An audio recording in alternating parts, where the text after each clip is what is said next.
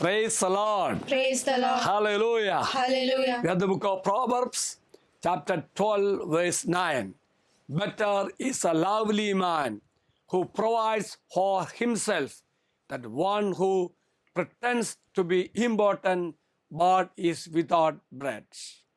We are the reflection of St. Teresa of Child Jesus. The value of our life does not depend on the place we occupy. It depends on the way we occupy that place.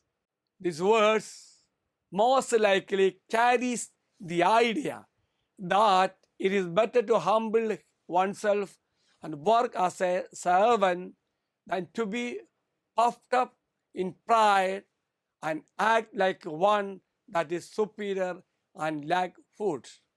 Let us pray. Almighty God, teach me the true value of life. Help me to carry out the duties of my state in the way you wish, as a dedicated follower, your Son Jesus.